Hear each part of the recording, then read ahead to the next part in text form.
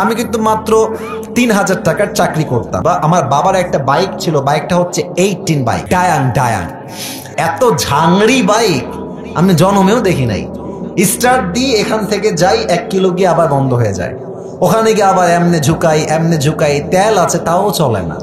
তবুও কোন মতে ঠেলে ঠুলে চালাইছি কয়েক মাস যাব।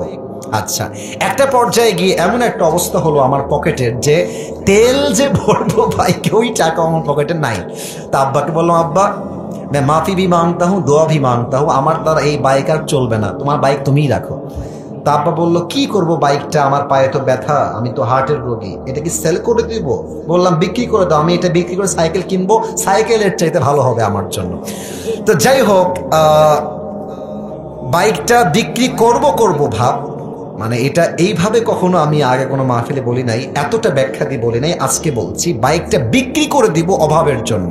বাট বিশ্বাস করেন, সেই সময়টা প্রতিদিন তাহাজ্জুদ পড়তাম, প্রতিদিন আল্লাহকে বলতাম যে আল্লাহ তুমি আমাকে কবুল করো, আমার চেষ্টা কবুল করো।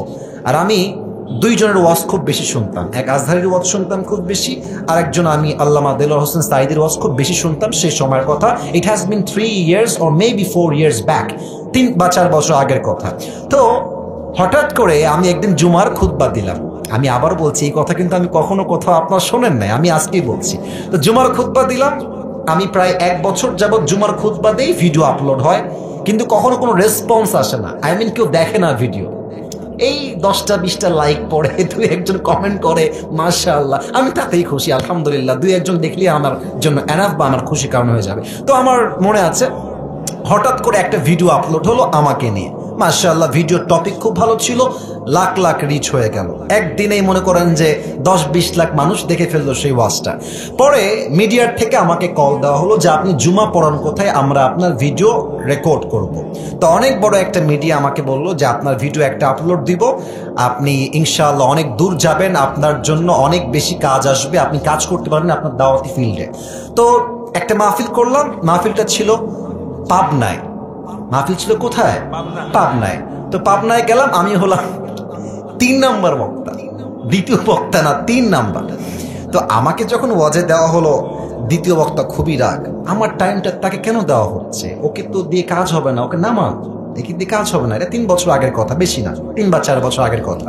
তো আমি ওয়াজ শুরু করলাম, কি বলবো, নিজের কথা বলছি না, বা এটা আল্লাহর রহমত বলছি বলতে পারেন। আমি আধা ঘন্টা ওয়াজ করেছি, প্রত্যেকটা যুবক, আমি নেমে গেছি ওরা উঠে গেছে, মানে এই হুজুরকে আমরা ছাড়বো না, নেমে গেলাম, সেটা আপলোড হলো ইউটিউবে। হঠাৎ করে একদিন আমার বাসা ছিল রাজশাহীতে, রাজশাহীর আমাদের মেইন শহরে বাসা, আমার আব্বা জুমার খতিব এবং আমার আব্বা একটা মাদ্রাসার প্রিন্সিপাল। তো আমি বাইপাস দিয়ে যাচ্ছি বাইক নিয়ে, ভাই আমার কাছে কিছুই নাই, বিশ্বাস করে না আছে টাকা, আর আমার 2টা সাদা পাঞ্জাবি ছিল, আর আমি যেই জুমার খুতবা দিতাম, জুব্বা যে পরবো, জুব্বাও ছিল না ভালো। আমার বন্ধু থেকে জুব্বা ধার নিয়ে আসতাম, যে বন্ধু দে, জুব্বাটা পরে মাহফিল করব বা একটু দোয়া করব, এই ওয়াজ হবে, আবার তোকে জুব্বা দিয়ে যাব। তো আমি এই অবস্থায় মাহফিলের জন্য বা রাস্তা দিয়ে হাঁটতেছি। তো হঠাৎ করে আমার কাছে একটা কল আসলো, বললো আপনি কি আবরারুল হক আসিফ বলছেন? এটা অনেক আগের কথা, আমার ক্যারিয়ার কিন্তু শুরু হয় না। বললাম জি ভাইয়া, আমি আবরারুল হক আসিফ বলছি, আপনি কে? তো বললো যে আমি অমুক জেলার থেকে বলছি, আপনার একটা মাহফিলের ডেট লাগবে। শুনে কলিজায় এত শান্তি লাগলো যে আলহামদুলিল্লাহ, আল্লাহ হয়তো আমার রাস্তা খুলতেছে, এই তো রাস্তা আমার খুলে যাচ্ছে। তা আমি একটু ভাব নিলাম, আমার কিন্তু ডেট মেট কিছুই নাই। বললাম ও আচ্ছা, ডেট নিবেন কবে, আমাকে তো দেখতে হবে ভাই। তো বলছে যে ভাই ডেটটা আমরা 2 মাস পরে নিব, যদি আপনি ডেট দেন তাহলে আমরা। ও তো ভাবছে মাশাআল্লাহ, মিলিয়ন মিলিয়ন ভিউ, এ তো অনেক বড় বক্তা হবে রে ভাই। তো আমি একটু ভাবতাম, বললাম ঠিক আছে, আমি ডায়েরি দেখে আপনাকে বলছি। আমার ডায়েরিতে কোনো ডেটই নাই। তো যাই হোক, পরে সে বললো যে ভাই ডেট কি আছে, ডেট কি হবে? আমি নিজেই, আমার তো ডেট লাগবে রে ভাই। আমি কল দিয়ে বললাম ভাই হ্যাঁ অমুক তারিখের ডেট হতে পারে, আপনি কি ডেটটা নিবেন? তো বলছে অবশ্যই নিব। তো বলছে যে ভাই আপনার হাদিয়া কত? আমি তো জীবনে হাদিয়াই নিই না, হাদিয়া কত বলবো। এখন বলছি যে ভাইয়া হাদিয়া আসলে বলা যাবে না, আপনি বলেন যে আপনি আমাকে কত দিবেন।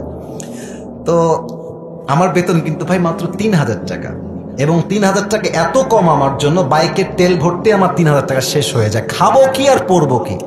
তো আমার ভাই বলছে যে আপনি একটু বললে আমার জন্য খুব ভালো হয়। তো আমি বললাম যে আপনাদের গত বছরে কে আসছিল?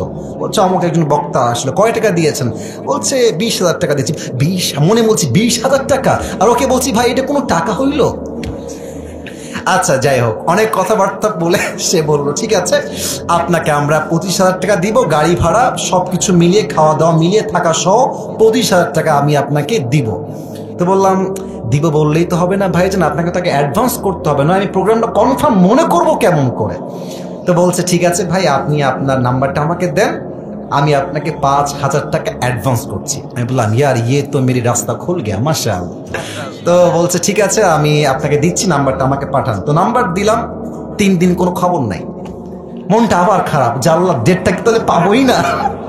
তো 3 দিন পরে আবার আমার ভাই কল দিয়ে বলছে প্রিয় ভাই আপনাকে তো আমি টাকা দিব, বাট আমি টাকা তুলতে পারি নাই এলাকার থেকে, তাই টাকাটা দিতে পারি নাই। তো মাশাআল্লাহ সবাই আমাকে টাকা দিয়ে দিয়েছে, আপনার নাম্বারে আমি এখনই টাকা পাঠাচ্ছি। তা আমাকে ওই প্রথম মাহফিলের জন্য 5,000 টাকা অ্যাডভান্স দেওয়া হয়, এবং 5,000 টাকায় আমি আমার আব্বা আম্মাকে দিয়ে দিয়েছি। যাও তোমরা নাও। বিশ্বাস করেন ওই যে আমার জার্নি শুরু হলো, আল্লাহু আকবার, কি বলবো। এখন এমন একটা দিন নাই যেই দিন শত শত কল আসে না, আসিফ হুজুরকে লাগবে আপনাদের কি, আমাকে বলে 3 লাখ নিবেন, 2 লাখ নিবেন, 1.5 লাখ নিবেন, কত খালি বলেন না আপনাকে আমরা চাই। আপনি বলবেন হুজুর আপনি এত লম্বা স্টোরি কেন বললেন? 1 ঈমান, 2 হচ্ছে তাকওয়া। এই 2টা থাকলে বান্দার সফলতাকে আটকায় রাখতে পারে না, ঠিক কিনা বলে?